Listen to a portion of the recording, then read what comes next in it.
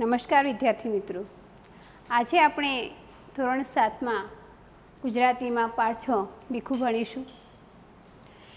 વિદ્યાર્થી મિત્રો, ઘણીવાર કુટુંબમાં જે માણસ પર કુટુંબની જવાબદારી હોય છે, કુટુંબનું ભરણ પોષણ કરતું હોય છે, તે પોતાના માટે નહીં પણ પોતાના કુટુંબ માટે જાણે જીવતો હોય છે. પોતાના ભોગે પોતાના કુટુંબને સુખી કરવાનો પ્રયત્ન કરતો હોય છે. પોતે તકલીફ વેઠીને પણ પોતાના કુટુંબને, પોતાના બાળકોને સુખી રાખવાનો પ્રયત્ન કરતો હોય છે. એક આપણે પ્રસંગ જોઈશું. એક ગામ હતું. એ ગામમાં એક કુટુંબ રહેતું હતું. કુટુંબમાં 5 સભ્યો હતા. કુટુંબમાં જે કમાનાર મુખ્ય વ્યક્તિ હતા તે બીમાર રહેતા હતા. ધીમે ધીમે આ કુટુંબની પરિસ્થિતિ કથળતી ગઈ અને કોઈ વાર તો એમને એક ટંક જમવાનું પણ મળતું નહીં એવી પરિસ્થિતિ એમની આવી ગઈ. એકવાર એવું બન્યું કે આ કુટુંબને 2 દિવસ સુધી ખાવાનું મળ્યું નહીં. પછી કોઈને ખબર પડી હશે આજુબાજુથી, એ ખાવાનું આપી ગયા. એની માએ જોયું કે ખાવાનું તો ઓછું છે અને હું જો એમાંથી ભાગ પડાવીશ, હું ખાઈ લઈશ તો બીજા 4 સભ્યોને ઓછું ભાગે આવશે. માટે એણે વિચાર્યું કે મારે ખાવું જ નથી, આ 4 જે સભ્યો છે એમને ખવડાવી દઈશ. થોડીવાર પછી 10-12 વર્ષનો એમનો છોકરો રમતો રમતો આવ્યો.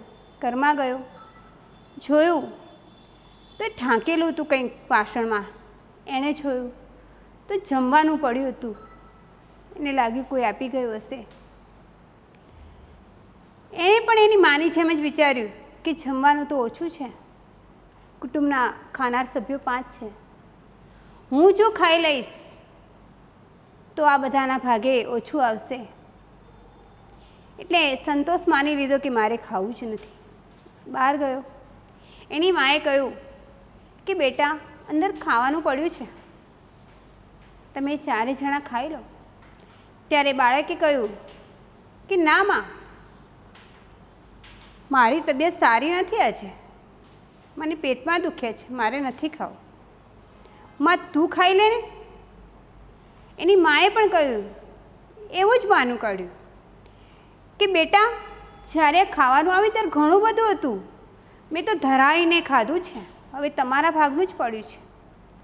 એ મા દીકરાએ બીજા 3 સભ્યોને ખવડાવીને પોતાનો ભૂખનો સંતોષ માન્યો. આવી જ વાર્તા આ ભીખુ પાઠમાં છે. ભીખુ એક ગરીબ બાળક હોય છે. તે પોતાના કુટુંબનું ભરણ પોષણ કરે છે માગીને. એની મા છે, એના નાના ભાઈ બહેન છે. એ ભીખ માગતો હોય છે. લેખક આ ઘટના પોતાની નજરો સમક્ષ નિહાળે છે. જ્યારે કોઈ તહેવાર હોય છે, એક દુકાનને રોશનીથી શણગારવામાં આવી છે. એ દુકાન આગળ જાય છે, લોકોની ભીડ છે. ત્યાં મીઠાઈઓ પડી છે, જલેબી આગળ પડી છે. એની નજર જલેબીના ગૂંચળા ઉપર કેન્દ્રિત થાય છે. એને ખાવાની ઈચ્છા થાય છે. ભીખ માગીને કંઈક પૈસા એના ખિસ્સામાં પડ્યા છે, પરંતુ એને એના ભાઈ ભાંડુ એમને યાદ આવ્યા અને કહ્યું કે હું ખાઈશ તો એ બિચારા ભૂખે મરશે. એમ કરીને દાળિયા લઈ જાય છે, ચિંથરામાં બાંધી, અને પોતાની મા જ્યાં બેઠી હોય છે ત્યાં જાય છે. ત્યારે બાળકો એને વળગી પડે છે. ભાઈ કંઈક ખાવાનું લાવ્યો છે. એમ કરીને એની મા એને બેસાડે છે અને પૂછે છે, ભાઈ તે કંઈ ખાધું? ત્યારે ભીખુ કહે છે, હા માં, એક શેઠીએ મને જલેબી ખવડાવી હતી, મેં ધરાઈને જલેબી ખાધી છે અને પાણી પીધું, દાળિયા પણ ખાધા. વાસ્તવમાં છે દાળિયા જ્યારે એણે લીધા હતા ત્યારે પોતે ખાવા માટે મુઠ્ઠી અદ્ધર કરે છે, પણ એને ભાઈ ભાંડુ એ વખતે પણ એની યાદ આવે છે ને ખાતો નથી. અને એ મા આગળ પણ જૂઠું બોલે છે કે હા માં મેં દાળિયા ખાધા, પાણી પીધું, એમ પોતાના ભાઈ ભાંડુને ખવડાવી દે છે. તો આપણે આ પાઠના લેખક વિશે આપણે થોડી માહિતી મેળવીએ.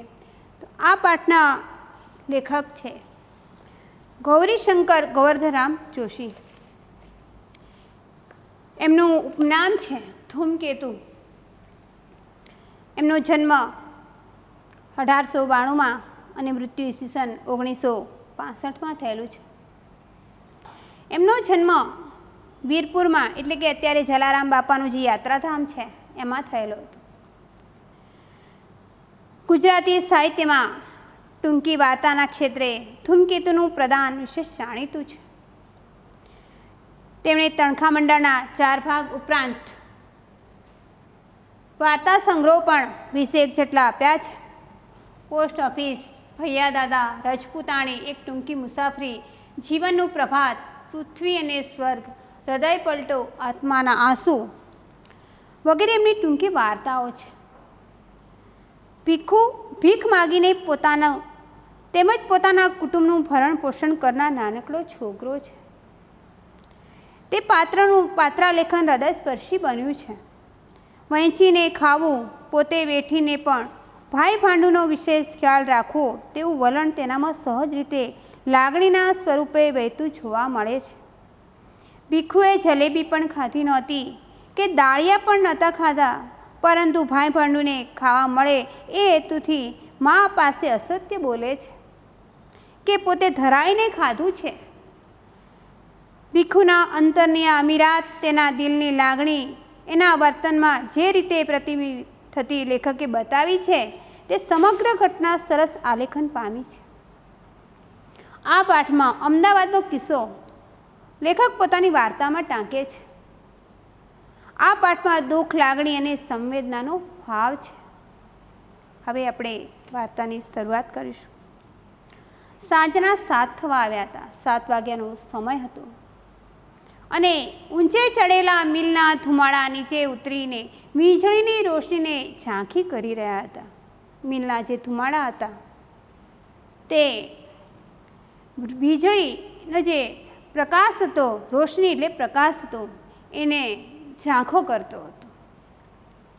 મોટર, ગાડી, સાયકલ અને માણસોના ઠઠારાથી બજાર ભરચક હતું. ઠઠારો એટલે દેખાવ. ખૂબ જ ભીડ હતી. અકસ્માતથી બચવા માટે હું ફૂટપાથ પર ચાલતો હતો. ફૂટપાથ એટલે કે શહેરી રસ્તાની આજુબાજુ પગે ચાલવા માટેનો રસ્તો, એને ફૂટપાથ કહેવામાં આવે છે, કે ત્યાં સાધનની અવર જવર હોય નહીં. એક કંગાલ પર ઇતની રહમ કરો. કંગાલ એટલે ગરીબ અને રહમ એટલે દયા. એક કંગાલ પર ઇતની રહમ કરો. દર્દથી બોલાયેલા શબ્દોએ પગને આગળ જતા થંભાવ્યા. આવા શબ્દો સાંભળી અને લેખક આગળ જતા હતા એ થોભી ગયા. પાછા ફરીને જોયું તો હું 3 દરવાજા પાસે ઊભો હતો. અમદાવાદના જે 3 દરવાજા છે ત્યાં લેખક ઊભા હતા. ફરી એ જ શબ્દો સંભળાયા. ફરીથી પાછા લેખકના કાને એ જ શબ્દો સંભળાયા. મેં ડોકું જરાક ખેંચ્યું, એટલે કે નજર કરી. ડોકું ખેંચ્યું એટલે કે નજર કરી તો દરવાજા વચ્ચેની સાંકડી કમાનમાં એક અત્યંત કંગાળ સ્ત્રી બેઠી હતી. કમાન એટલે કે ધનુષ્ય જેવી વળાંકવાળી આકૃતિ, ગોળાઈ. એક ગરીબ સ્ત્રી કમાન આકાર જે હતો ભાગ તેમાં બેઠી હતી. એટલી વારમાં તો મને રસ્તા વચ્ચે ઊભેલો જોઈને કેટલાક માણસો ધક્કા મારીને આગળ ચાલ્યા ગયા. ભીડ હતી, લેખક ઊભા હતા એટલે લોકોને ધક્કા મારીને આગળ ચાલતા હતા. એવામાં વચ્ચેના સરિયા માર્ગ પર એક નાનકડા છોકરાને રસ્તો ઓળંગતો મોટરના મોંમાં મૃત્યુના મુખમાં જતો જોઈ મારી રાડ ફાટી ગઈ. સરિયામ એટલે કે મુખ્ય માર્ગ પર એક છોકરો દોડતો હતો અને એક બાજુથી મોટર આવી ગઈ. અને લેખક કહે છે મારી રાડ ફાટી ગઈ. રાડ ફાટવી રૂઢિપ્રયોગ છે, એટલે કે ભયથી ચીસ પાડવી. લેખકે ભયથી ચીસ પાડી. સહજ એ જ તરફ હું દોડ્યો. લેખક કહે છે હું તરફ ગયો, પણ તે પહેલાં તો સોફરે અત્યંત ચાલાકીથી છોકરાને ઉગારી લીધો હતો. સોફર એટલે કે ડ્રાઈવરે પોતાની ચાલાકી વાપરી અને છોકરાને અકસ્માતથી બચાવી લીધો હતો. ને તેની મા આગળ વધીને હાંફળી ફાંફળી દોડતી હતી. તેના તરફ એક ઠપકાભરી નજર નાખી હોર્ન વગાડી મોટર આગળ ચલાવી મૂકી. એની મા હાંફળી ફાંફળી એટલે કે બેબાકડી બનીને એ છોકરાને બચાવવા માટે પાછળ દોડી, પણ એ પહેલાં તે ડ્રાઈવરે સોફરે ચાલાકીથી એને બચાવી લીધો અને ઠપકાભરી એના પર નજર નાખી અને હોર્ન વગાડી અને ગાડી આગળ ચલાવી મૂકી. હું પાછો હટ્યો, થોડોક હું પાછો હટ્યો ત્યાં એક જણા સાથે ભટકાયો. થોડોક પાછો હટ્યો એટલે એક જણા સાથે પાછો ત્યાં ભટકાયો. માફ કરજો માસ્તર કહીને એક જણો ભટકાતો ચાલ્યો ગયો. ને એટલામાં તો પેલી કંગાળ સ્ત્રીના એના એ જ શબ્દો ત્રીજી વખત સંભળાયા, એક કંગાલ પર ઇતની રહમ કરો. પાછા એના એ શબ્દો એમના કાને પડ્યા કે કંગાલ પર ઇતની રહમ કરો, દયા કરો ગરીબ પર. એ સ્ત્રી બેઠી હતી તે ખૂણામાં, અંધારામાં મેં નજર ફેરવી. જ્યાં ખૂણામાં એ સ્ત્રી બેઠી હતી, લેખક કહે છે ત્યાં મારી નજર ગઈ. તેના પગ પાસે ઉઘાડે શરીરે 3 છોકરા સૂતા હતા. ઉઘાડા શરીર, એમના શરીર પર પૂરતું વસ્ત્ર પણ ન હતું. 3 છોકરા એ સૂતા હતા એની મા પાસે. ને તેના ખોળામાં એક નાનું બચ્ચું દયામણું મોં રાખીને આવનાર જનારની સામે જોયા કરતું હતું. નાનું એક બચ્ચું હતું, એ લોકો આવતા હતા અને જતા હતા એની સામે જોયા કરતું હતું. બાઈ અશક્ત હતી, એનામાં શક્તિ હતી નહીં. ને ગરીબી તેના પર અસર જુલમ કરી રહી હતી, એટલે કે ગરીબ હતી. એના શરીર પરથી લાગતું હતું કે ગરીબ છે. ઊંડા ખાડા જેવી આંખમાંથી તેજ પરવારી રહ્યું હતું. એની આંખોમાંથી તે તેજ છે એ હતું નહીં, કેમકે એટલી બધી ગરીબ હતી. પોતે છોકરા માટે જીવનદોરી લંબાવતી હોય એમ તેના મોં પરથી દેખાતું હતું. જીવનદોરી કે આયુષ્ય, આવરદા પોતાના છોકરા માટે જાણે જીવતી હોય તેવું લાગતું હતું. મારો હાથ એકદમ કોટના ખિસ્સામાં પડ્યો. લેખક કહે છે કે મારો હાથ છે કોટના ખિસ્સામાં પડ્યો, મેં નાખ્યો.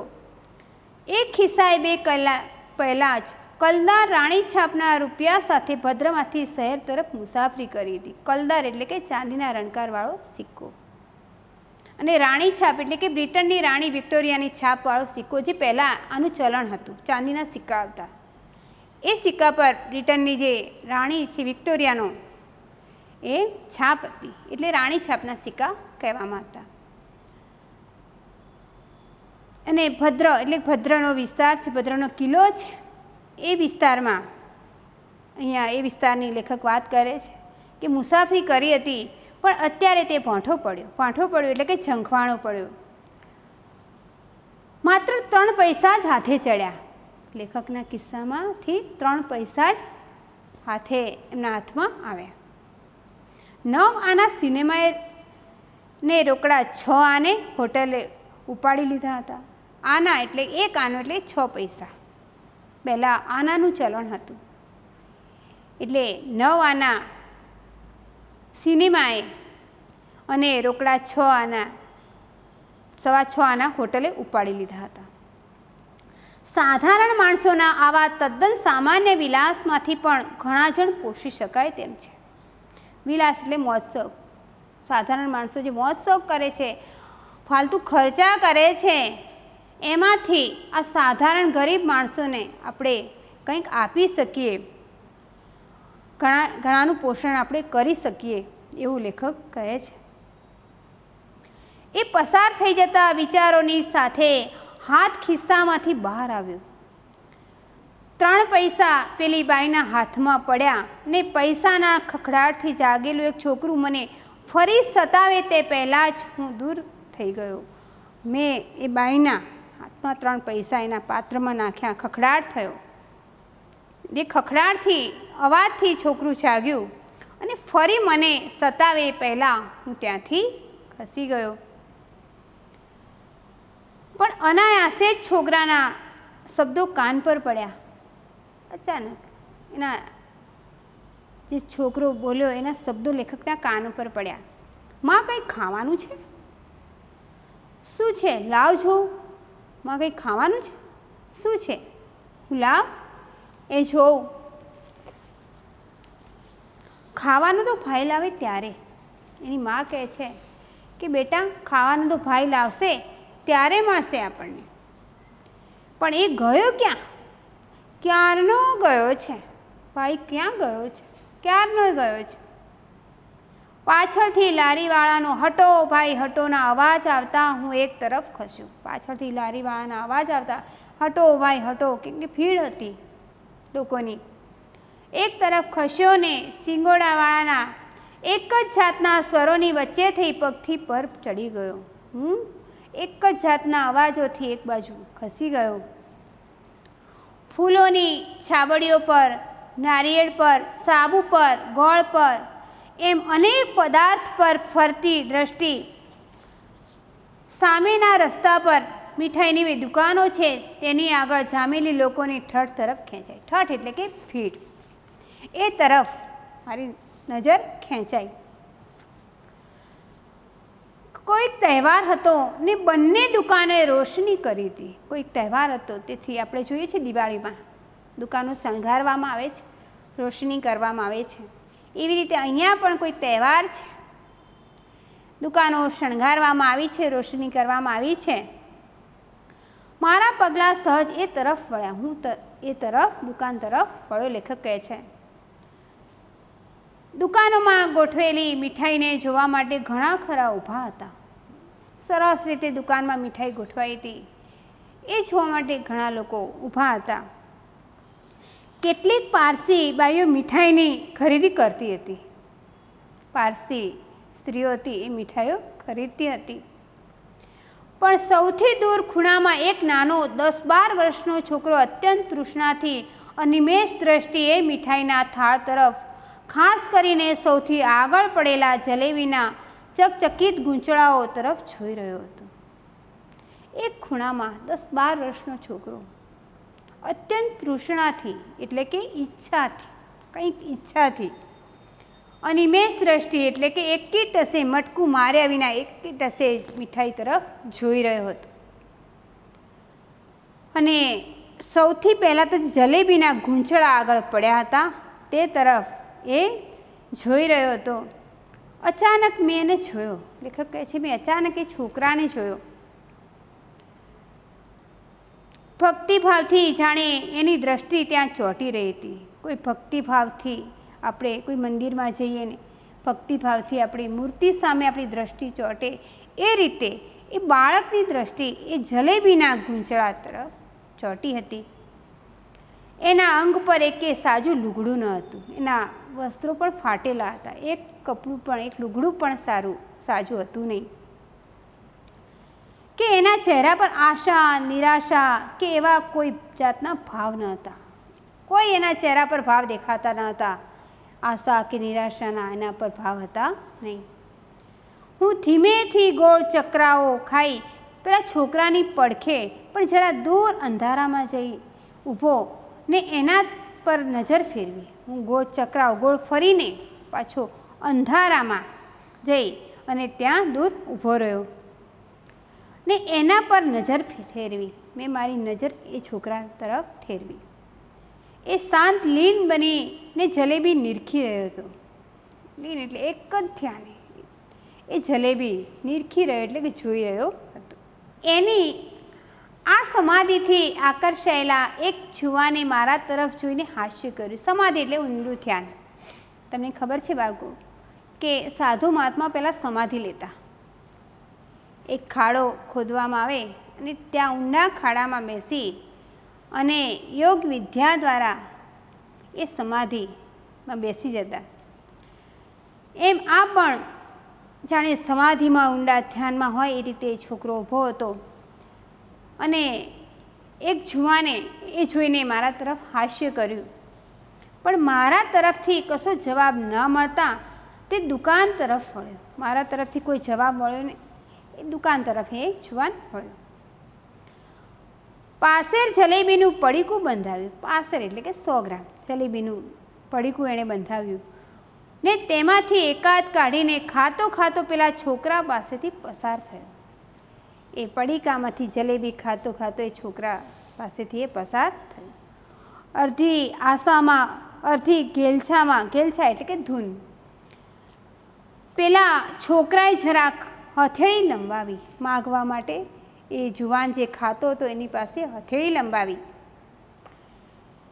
સુગંધ લઈ શકાય એટલી નજીકથી પડીકાવાળા જુવાન સાથે જલેબીને પસાર થતી જોઈ તેનું મોં પાણી પાણી થઈ ગયું. એટલે એને ખાવાની ઈચ્છા થઈ ગઈ. સુગંધ આવી જલેબીની, એ પસાર થયો જુવાન એટલે જલેબીની સુગંધથી એ છોકરાને ખાવાની ખૂબ ઈચ્છા થઈ ગઈ. તે પગના અંગૂઠા પર જરાક ઊભો થયો, પોતાના પગના અંગૂઠાથી થોડા ઊભો થયો, નીચો થયો, ફરી શરીર ઊંચક્યું અને તરત જ નીચો થઈ પોતાનો ભોંઠો પડેલો હાથ તેણે પોતાના લગર વગર કંગાળ પહેરણમાં છુપાવી દીધો. ભોંઠો પડ્યો એટલે કે ઝંખવાણું પડ્યું અને લગર વગર એ ચીંથરે હાલ પોતાના ફાટેલા જે કપડાં હતા એમાં પહેરણ એટલે કે શર્ટમાં એ હાથ છુપાવી દીધો. પાછળથી મોટરના ભૂંગળાનો અવાજ થયો, જે હોર્ન વાગતું હતું એનો અવાજ થયો. આગળથી એ આંખ પણ નથી કે શું એમ કોઈ પારસી બાનુની સાથે આવેલા પટાવાળાએ ધમકાવ્યું. પારસી બાનુ જે ગાડી લઈને આવી હતી એમની સાથે જે પટાવાળો હતો એણે કહ્યું કે એ આંખ પણ નથી કે શું, અહીંયા કેમ ઊભો છે એમ.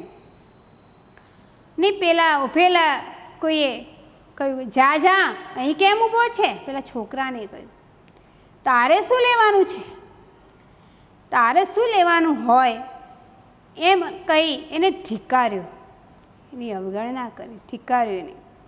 બધા વેગને દાબતો હોય તેમ તે ધીમે દઢ પગલે પાછો ઉઠ્યો. બધા જેના વેગ હતા, ખાવાની ઈચ્છાઓ હતી, એને અંદર દબાવી અને પાછો હટ્યો.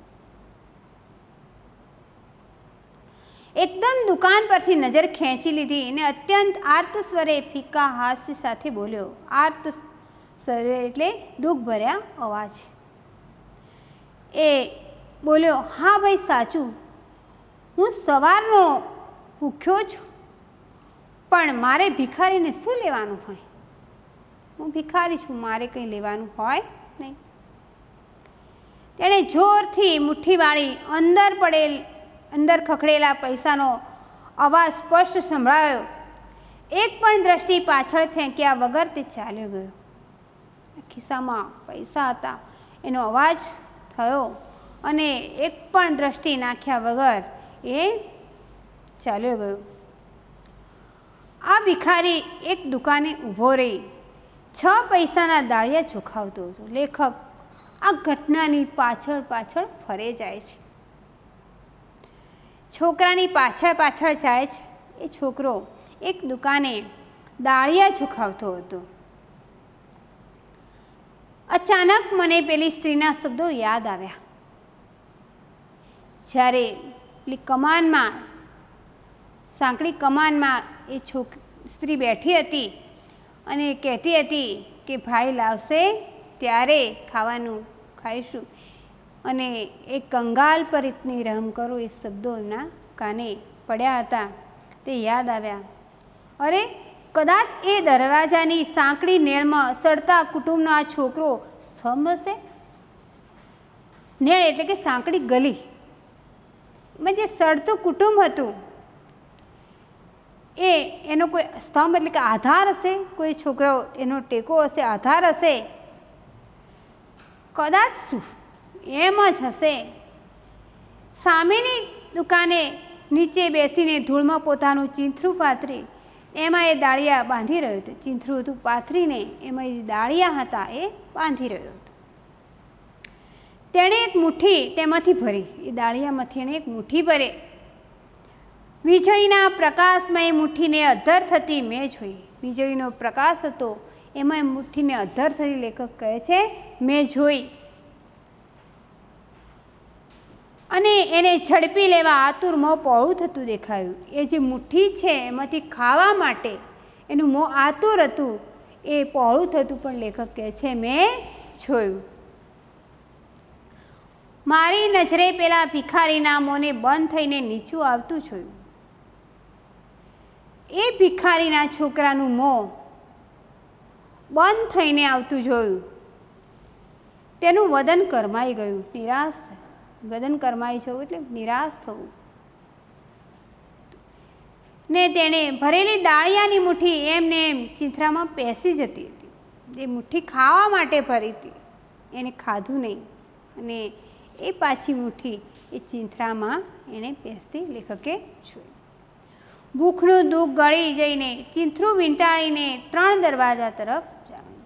ચીંથરામાં વીંટી ને 3 દરવાજા તરફ એ છોકરો ચાલ્યો અને પેલી સ્ત્રી પાસે ગયો. જ્યાં પેલી સ્ત્રી બેઠી હતી એની પાસે એ છોકરો ગયો.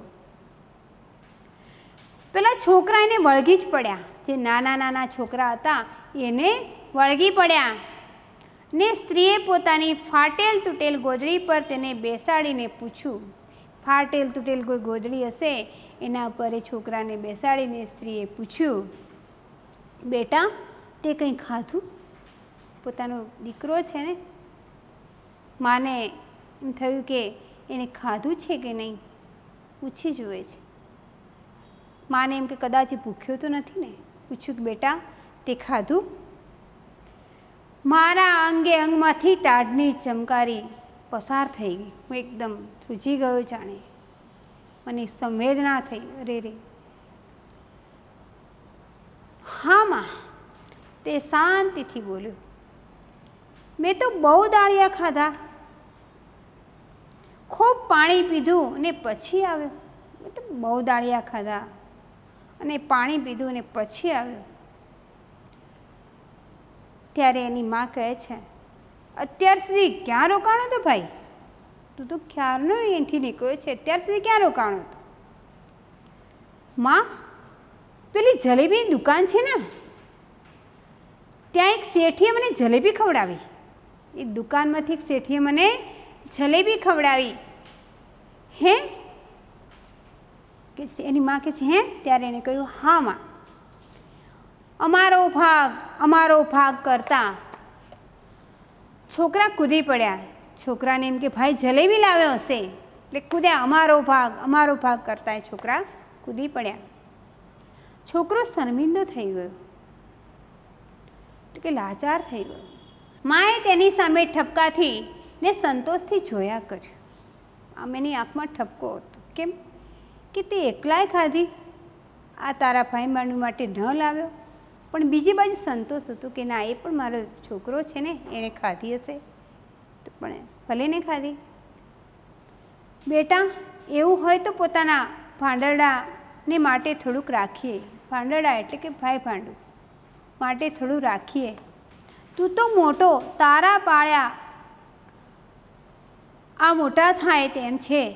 દાળિયા ક્યાંથી કાઢ્યા? તું પાળીશ તો આ મોટા થશે, તું ખવડાવીશ તો મોટા થશે, તું મોટો જ. પણ દાળિયા ક્યાંથી કાઢ્યા? ક્યાંથી લાવ્યો? બરફ સાર્યો ને તેના 10 પૈસા આવ્યા ને. સારવો એટલે કે એક જગ્યાએથી બીજી જગ્યાએ લઈ જવું. લઈ ગયો, એના મને 10 પૈસા મળ્યા.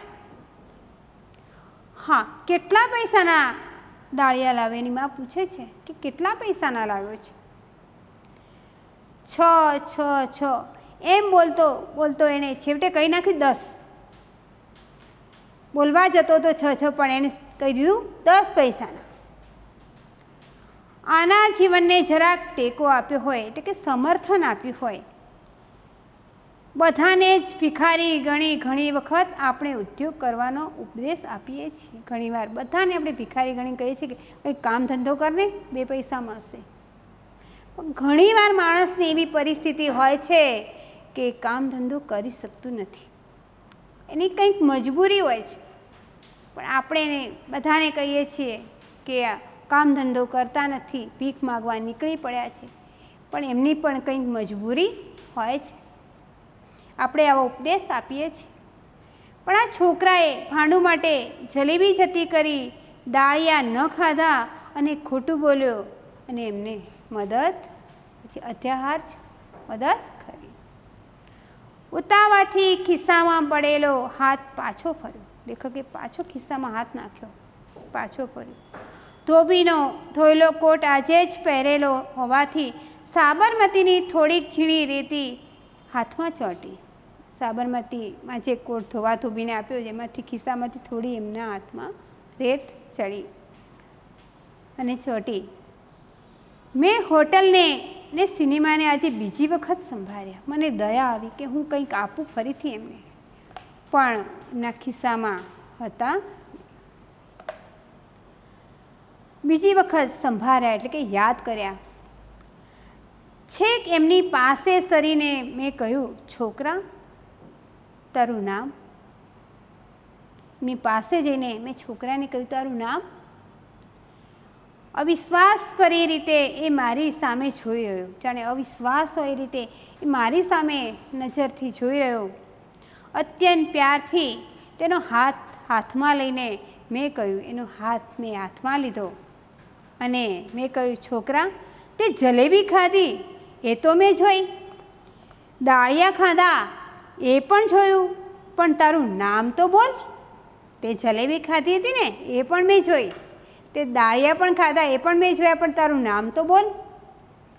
પોતાની વાત કળાઈ ગઈ જાણીને તેણે લુચ્ચાઈમાં જરાક મોં મલકાવ્યું. કળાઈ ગઈ એટલે કે વાત કળાઈ ગઈ એટલે કે વાત સમજાઈ ગઈ હોય, પોતાને છોકરાને ખબર પડી ગઈ કે એમને ખબર છે મેં જલેબી પણ ખાધી નથી ને દાળિયા પણ ખાધા નથી, એમ પોતાની વાત જાણે સમજાઈ ગઈ હોય તેમ લુચ્ચાઈમાં મોં જરાક મલકાવ્યું ને નીચું જોઈને બોલ્યું, મારું નામ ભીખુ સાહેબ, મારું નામ ભીખુ છે. અહીંયા આપણે આ પાઠ પૂરો થાય છે. હવે થોડાક આપણે સ્વાધ્યાયના પ્રશ્નો લઈશું. નીચેના પ્રશ્નના ઉત્તર માટે આપેલા વિકલ્પોમાંથી સાચો ઉત્તર શોધીને તેનો ક્રમ અક્ષર પ્રશ્ન સામેના ચોરસમાં લખો. પહેલો છે, અહીં માણસોનો ઠઠારો એટલે? ઓપ્શન છે એના 4 વિકલ્પો છે: ધક્કામુક્કી, ભીડ, મેળો અને ઝગમગાટ. તેનો સાચો જવાબ છે ભીડ. બીજો છે વિકલ્પ, પગથી પર ચડી ગયો એટલે હું. ખાલી જગ્યા એક જ જાતના સ્વરો વચ્ચે થઈને. એના વિકલ્પો છે: પગેથી ચાલીને ગયો, ફૂટપાથ પર ગયો, રોડ પર ગયો અને એક પ્રકારના વાહનમાં ગયો. તો એનો સાચો જવાબ છે ફૂટપાથ પર ગયો. ત્રીજો છે, ભીખુ પાઠમાં આ છોકરો સ્તંભ હશે શબ્દનો અર્થ શું છે? એ વિકલ્પો છે: નોકરી કરતો, બીજું છે કુટુંબમાં જવાબદાર, પછી છે કમાતો અને અડગ. તેનો સાચો જવાબ છે કુટુંબમાં જવાબદાર માણસ. ભીખુ પાઠની ઘટના કયા શહેરની છે? એના 4 વિકલ્પો છે: દિલ્હી, બીજું છે અમદાવાદ, ગોંડલ અને વીરપુર. તો આ ઘટના છે અમદાવાદની છે. બીજો પ્રશ્ન છે, નીચેના પ્રશ્નના એક એક વાક્યમાં ઉત્તર લખો. લેખક અકસ્માતથી બચવા ક્યાં ચાલતા હતા? તો લેખક અકસ્માતથી બચવા ફૂટપાથ પર ચાલતા હતા. બીજો છે, છોકરાની મા તરફ સોફરે શા માટે ઠપકા ભરી નજર નાખી? કે છોકરાનું ધ્યાન ન રાખનાર બદલ સોફરે છોકરાની મા તરફ ઠપકા ભરી નજર નાખી. ત્રીજો છે, લેખક સ્ત્રીને 3 પૈસા આપીને શા માટે દૂર જતા રહ્યા? એના જવાબમાં છે, પૈસાના ખખડાટથી જાગેલું છોકરું લેખકને હેરાન ના કરે તે માટે તે દૂર જતા રહ્યા. ચોથો પ્રશ્ન છે, છોકરો એના ભાઈને શા માટે વળગી પડ્યા? જે છોકરા હતા એના ભાઈને શા માટે વળગી પડ્યા? તો જવાબ છે, કે છોકરા ભૂખ્યા હતા તેથી ભાઈ કંઈક લાવ્યો હશે એમ સમજીને એને વળગી પડ્યા. વિદ્યાર્થી મિત્રો, હવે તમારે આ સ્વાધ્યાય તમારે લખવાનું છે. નમસ્કાર.